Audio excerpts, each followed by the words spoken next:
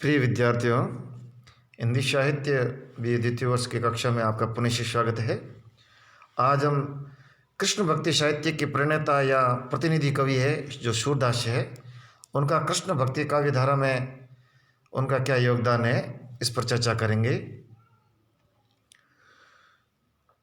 और सूरदास जिस प्रकार से तुलसीदास राम भक्ति काव्य धारा के प्रमुख और प्रतिनिधि कवि है, और उसी प्रकार से सूरदास भी कृष्ण भक्ति साहित्य के प्रणेता और प्रतिनिधि कवि है। और सूरदास के काव्य की जो विशेषता हैं, वही विशेषताएं हम कृष्ण भक्ति काव्य धारा की विशेषताएं या उनकी प्रवृत्तियों के रूप में उनको दिखा सकते हैं।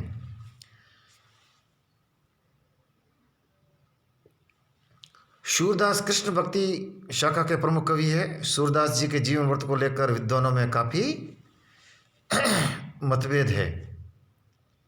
सूरदास का जन्म 1498 ईस्वी माना जाता है। विभिन्न रचना के आधार पर इनका जन्म सिंह नामक गांव में और सारस्वत ब्राह्मण और जाट जाति आदि में इनको उत्पन्न माना गया है। इनके पिता के रूप में अकबर दरबारी गायक रामदास का उल्लेख किया जाता है। 84 वैष्णव की वार्ता के आधार पर सूर के जीवन व्रत पर प्रकाश डाला गया, वह इस प्रकार से है।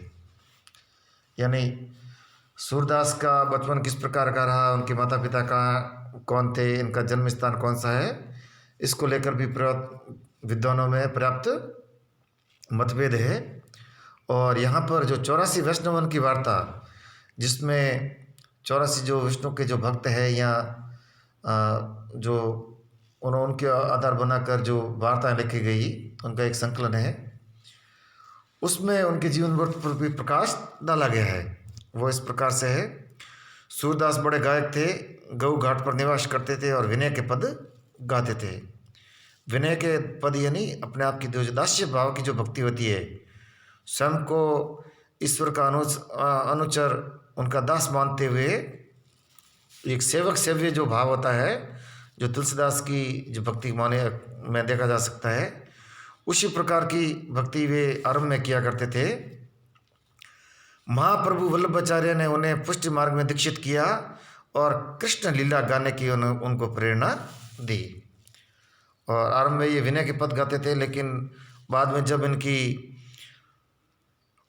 महाप्रभु वल्लभाचार्य से भेंट हुई और जब वे पुष्टि मार्ग में दीक्षित हुए, उसके बाद में वे विनय के पदों को छोड़कर कृष्ण की जो लीला हैं, विशेषकर जो माधुर्य भाव की जो भक्ति है और जो सका भाव की जो भक्ति है, उसको लेकर उन्होंने पदों की रचना की। उन्होंने कृष्ण लीला के सहस्रावधि पद लिखे हैं, जिनको सुनकर देशापति, ये उस समय के जो सम्राट थे अकबर, उनसे मिले। सूरदास अंध थे, वे ईश्वर और गुरु में कोई अंतर नहीं मानते थे और ऐसा माना जाता है कि वे अंधे थे। लेकिन जिस प्रकार से उन्होंने तन्मयता के साथ में जो कृष्ण के बाल जीवन के जो उन्होंने चित्र जो खींचे हैं, उसको लेकर विद्वानों ने कहा है कि भले ही वे बाद में अंधे हो गए हो, लेकिन उन्होंने अपनी आँखों से इस संसार को देखा है और अंधे होने के बाद में उन्होंने जो इस संसार को जो देखा था, उसी को इस काव्य में विभिन्न चित्रों के रूप में प्रणीत किया है। अन्यथा जो कृष्ण के बाल जीवन के जो चित्र हमें देखने को मिलते हैं, वे बड़े ही अनुपम है, जिसके कारण विद्वान ऐसा मानते थे कि वे बाद में अंधे हो गए, लेकिन पहले कभी अवश्य ही वे उनकी आंखों में ज्योति थी। उन्होंने परासोली में प्राण त्याग दिए। शूर की मृत्यु के संदर्भ में भी विद्वानों में पर्याप्त मतभेद है। उनके देहावसान के समय विट्ठलनाथ ने शोकार्त होकर कहा था, ये पंक्ति भी कई बार पूछी जाती है परीक्षा में। यानी जब उनकी मृत्यु हुई थी तो वल्लभाचार्य जो उनके गुरु थे, सूरदास के गुरु थे वल्लभाचार्य, और वल्लभाचार्य के जो पुत्र थे विट्ठलनाथ, उन्होंने उनकी मृत्यु पर क्या कहा था कि पुष्टि मार्ग को जहाज जात है सो जाको कुछ लेनो हो सो ले। अर्थात जो पुष्टि मार्ग का जो जहाज है वल्लभाचार्य द्वारा जो प्रवृत्ति जो संप्रदाय है, जिसे पुष्टि मार्ग संप्रदाय कहा जाता है और वल्लभ संप्रदाय भी कहा जाता है, तो उस पुष्टि मार्ग के संप्रदाय के एक जहाज के रूप में, यानी उसको तारने वाले एक व्यक्तित्व के रूप में विठलानंद ने कहा था कि पुष्टि मार्ग का जहाज है, अब विदा हो रहा है, जिसको भी उनसे कुछ लेना हो वह ले लो। सूरदास की शिक्षा के संबंध में कोई उल्लेख नहीं मिलता है।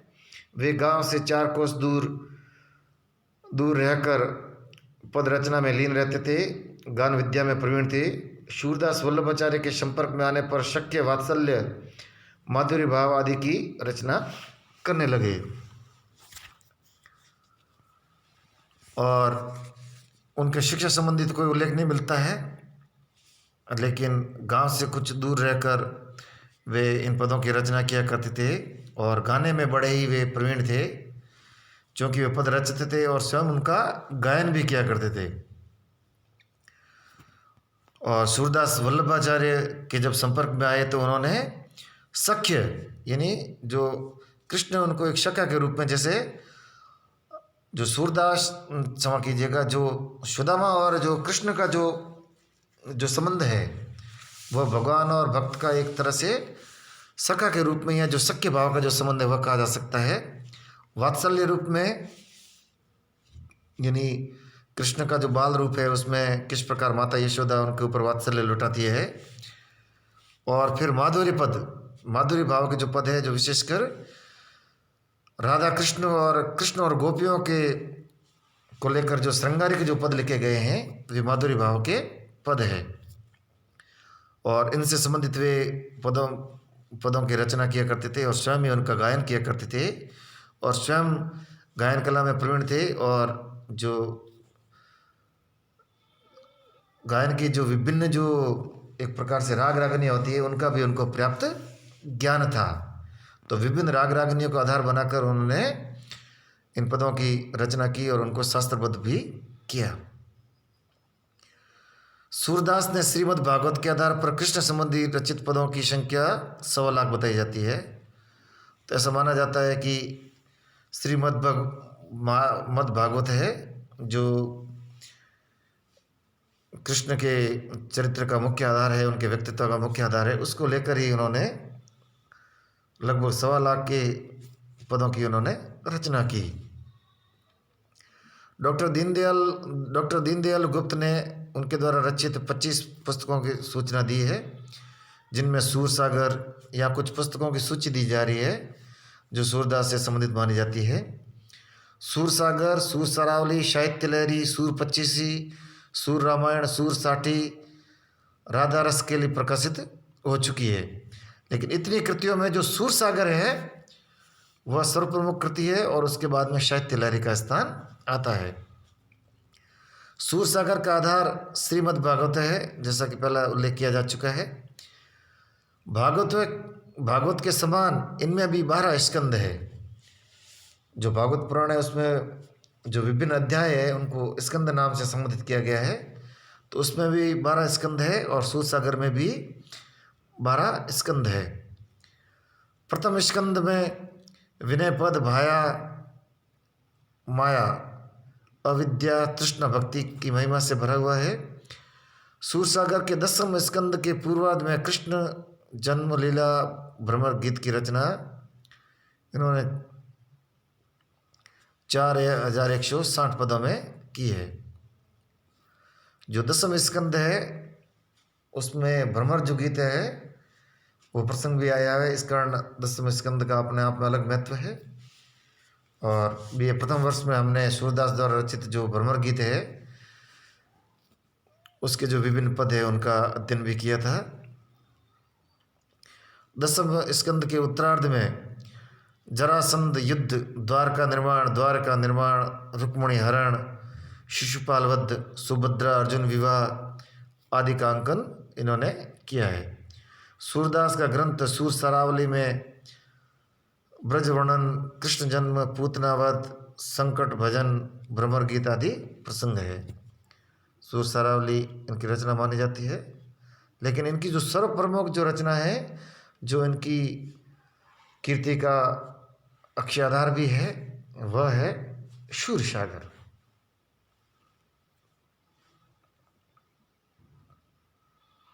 अब इनकी भक्ति भावना किस प्रकार की है उसका आगे उल्लेख किया गया है।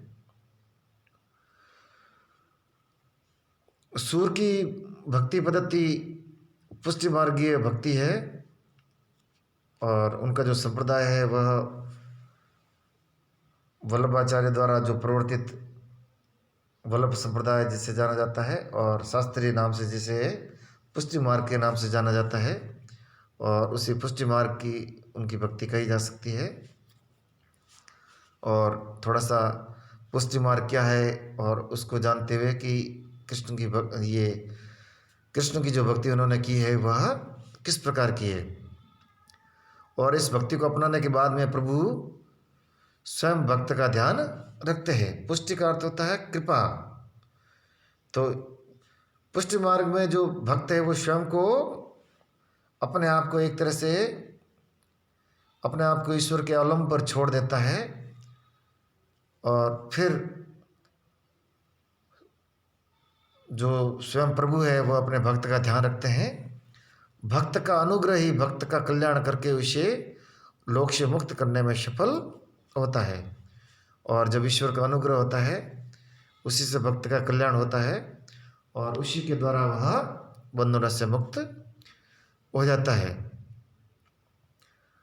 जैसे यहाँ पर यह पद दिया गया है, जा पर दीनानाथ ढरे सोई कुलीन बड़ो सुंदर सोई, जा पर कृपा करे सूर पतित तरी जाए तनक में, जो प्रभु नेक ढरे। और यहाँ पर जो पद दिया गया वस्तुतः विनय का पद है, और कहते हैं कि सूरदास जी जब वल्लभ संप्रदाय में जब दीक्षित हो जाते हैं, पुष्टि मार्ग में दीक्षित हो जाते हैं, उनके बाद में उन्होंने कृष्ण की जो लीला है, मुख्यतः जो बाल लीला और जो वृंदावन की जो लीला है उनका ही उन्होंने गायन किया है। सूर की रचनाओं का तत्कालिक समाज से कोई संबंध नहीं है। एक सूर के काव्य में और तुलसी के काव्य में एक बड़ा ही अंतर है, और जो सूर की भक्ति और यहाँ तक कि कृष्ण जो भक्ति धारा है उसके अंदर जो तत्कालिक जो समाज है उसकी किसी प्रकार से विवेचना नहीं की गई है। जैसा कि हम तुलसीदास में देखते हैं कि वे उस समय लोग किस प्रकार का है, समाज किस प्रकार का है, लोग किस प्रकार से प्रताड़ित है, लोगों की किस प्रकार से अकाल और बेरोजगार इत्यादि से दुखी है, उसका जिस प्रकार से उन्होंने समाज का चित्रण किया है उस प्रकार का समाज का चित्रण सूर के साहित्य में या फिर कह सकते हैं कि जो कृष्ण भक्ति का विधारा उसमें नहीं मिलता है। यानी इसका जो सामाजिक पक्ष है काव्य धारा का वह बिल्कुल ही एकांगी है, यानी जो समाज का जो उल्लेख है वो इसके अंदर नहीं के बराबर है। वे पहले भक्त और बाद में कवि है, यानी भक्त के रूप में ही उन्होंने साहित्य का सृजन किया है। तुलसी के समान सूर में लोक संग्रह की भावना नहीं मिलती है। जो तुलसीदास जी के काव्य में एक जो लोक संग्रह की भावना है कि किस प्रकार से जो उनके जो राम है वे मर्यादा पुरुषोत्तम राम हैं और लोक में धर्म की स्थापना करने वाले हैं, और एक जो सांसारिक जो व्यक्ति होता है उसके जीवन के जो विभिन्न जो रूप है एक ग्रस्त जीवन में, वे सारे के सारे जो रूप है वो हम तुलसीदास के राम में देख सकते हैं। लेकिन इस प्रकार की जो लोक संग्रह की भावना है वह हमें सूरदास में नहीं मिलती है। वे वस्तुतः कृष्ण में ही लीन हो चुके हैं।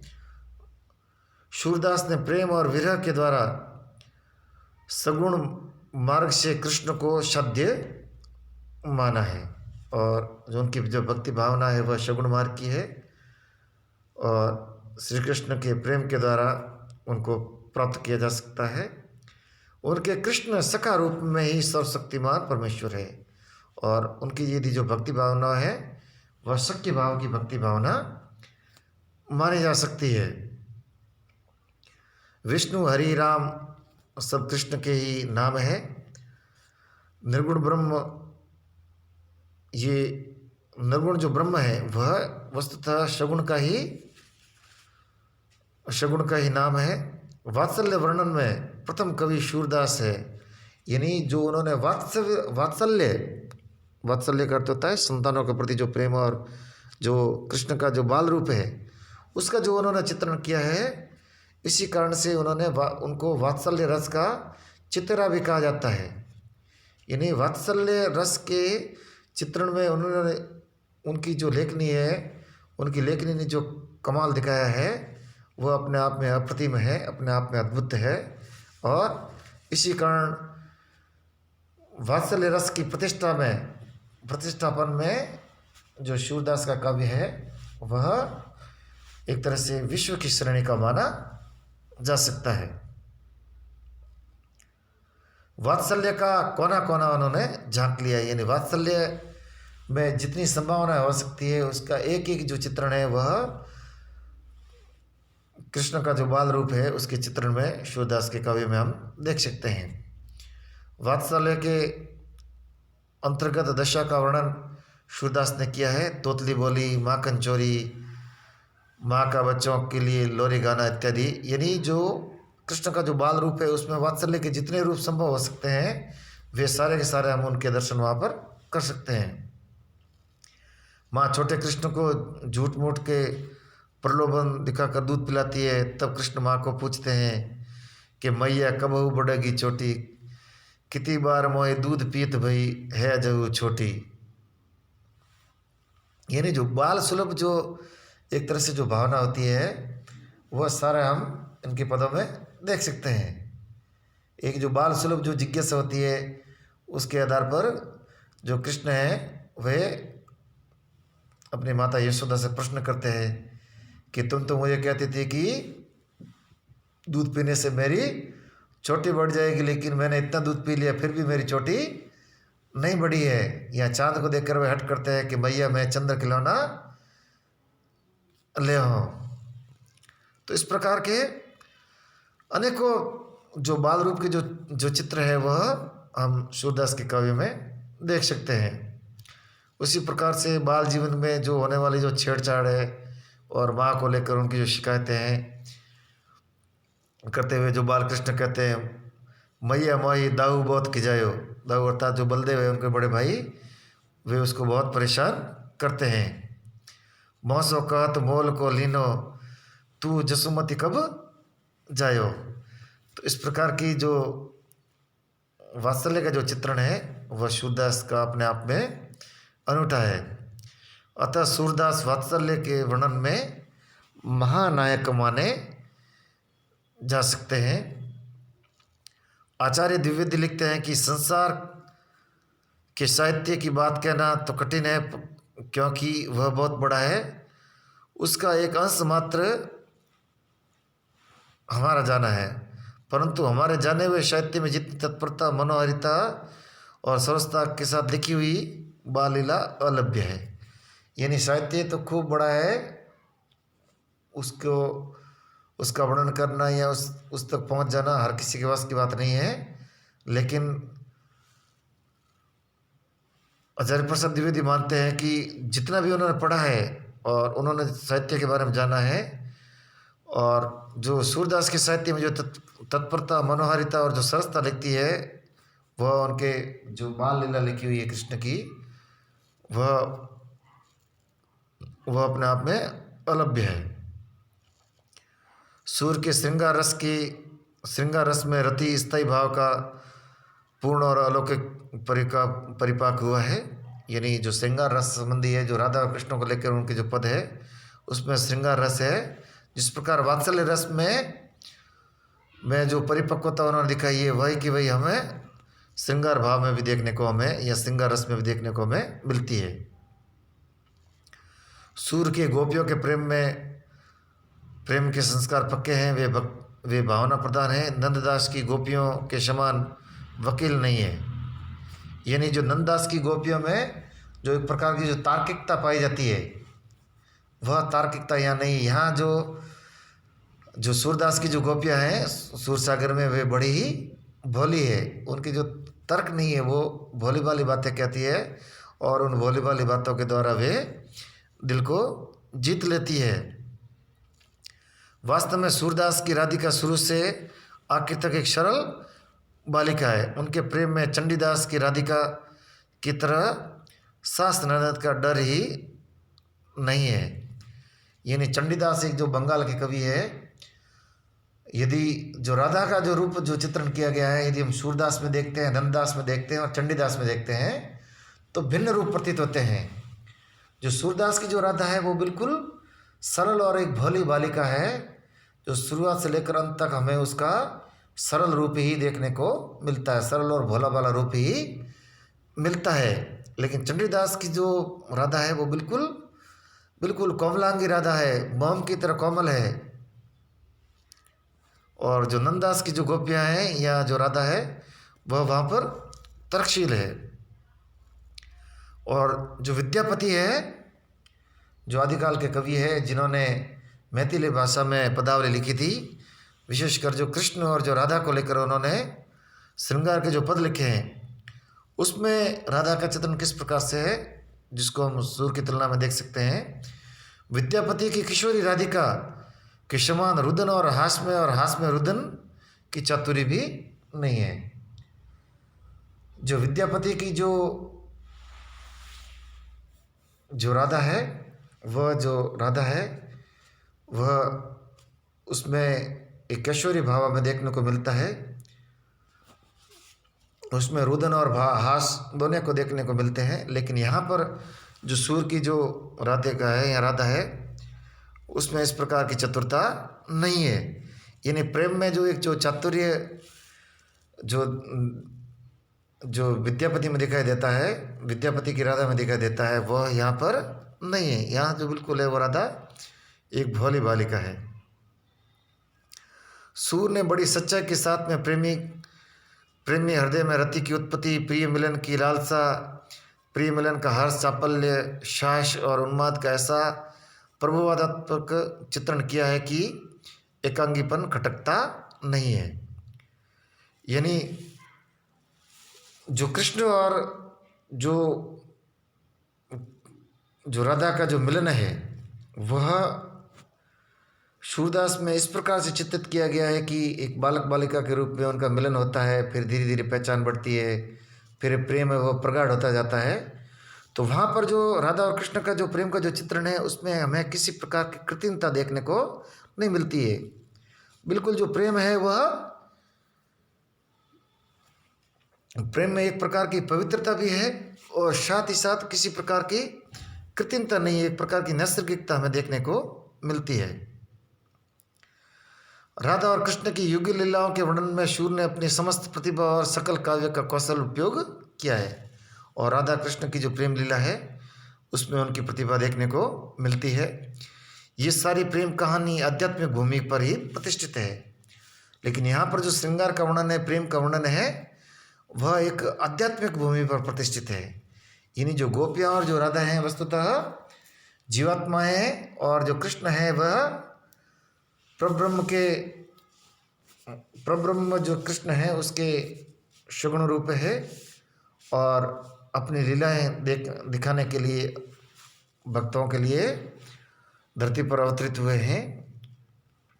यानी राधा और जो कृष्ण है और गोपियाँ और जो कृष्ण है, वो वहाँ पर आध्यात्मिक पृष्ठभूमि में हम देखते हैं तो एक प्रकार से जीवात्मा और परमात्मा का रूप वहाँ पर दिखाई देता है। इसी कारण से जो उनका प्रेम और जो श्रृंगारी रूप है, उसमें किसी प्रकार की जो विलासिता या कह सकते हैं कि जो एक प्रकार के जो सांसारिकता की जो भावना होती है, जहाँ पर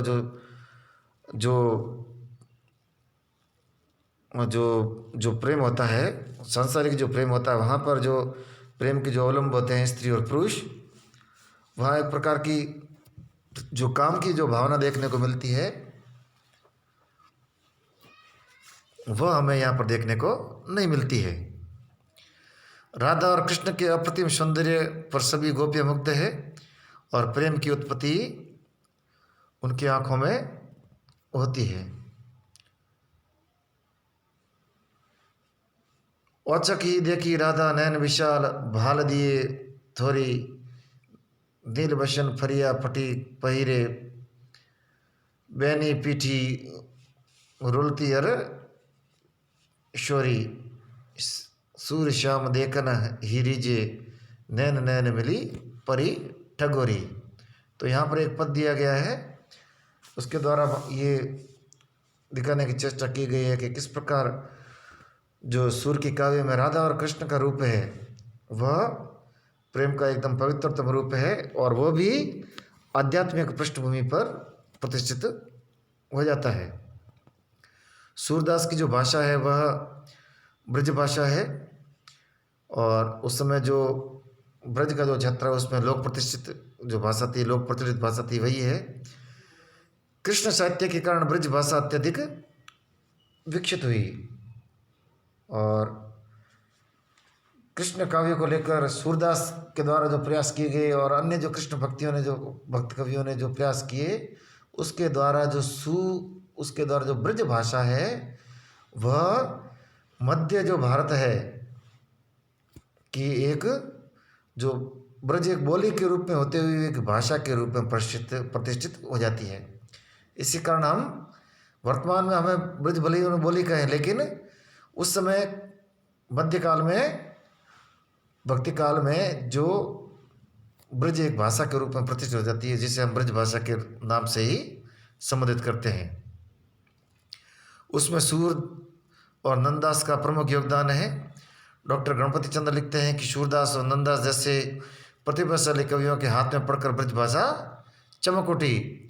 उसका शब्द भंडार तत्सम और तद्भव शब्दों से परिपूर्ण हो गया। उसमें व्यंजकता और प्रभावशीलता, भाषा में एक दो प्रमुख गुण होते हैं। व्यंजकता यानी किस प्रकार से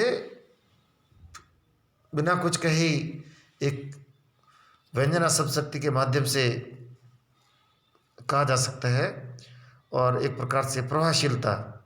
तो व्यंजकता और जो प्रभावशीलता है उसके गुण हमें सूर के काव्य में देखने को मिलते हैं। और सूरदास और नंददास के बारे में डॉक्टर गणपति चंद्र गुप्त ये कह रहे हैं, उनके हृदय की भावधारा से आप्लावित होकर ऐसी मधुरता, कोमलता और स्निग्धता आ गई है जो प्रवृत्ति कवियों के लिए अनुकरणीय होगी है। तो इस प्रकार सूरदास और नंददास ये जो बाद में आने वाले जो कवि हैं उनके लिए भी अनुकरणीय हो जाते हैं। छंदों में सूरदास की रचना सूरसागर में कुछ स्थानों पर रोला और चौपाई छंद का प्रयोग हुआ है। तो कुल मिलाकर सूरदास किस प्रकार से जो कृष्ण भक्ति काव्य धारा में शिरवान माने जाते हैं, प्रतिनिधि कवि माने जाते हैं, उनके जीवन और उनके व्यक्तित्व और कृतित्व के बारे में हमने जाना। और अन्य कवि है जिसमें नंददास है, गोस्वामी हित हरिवंश है और मीराबाई है, जिसके बारे में हम अगली कक्षा में जानेंगे, क्योंकि साहित्यिक दृष्टि से ये भी महत्वपूर्ण है और प्रेक्षक दृष्टि से है। तो हम इसको अगली कक्षा में जानेंगे। धन्यवाद।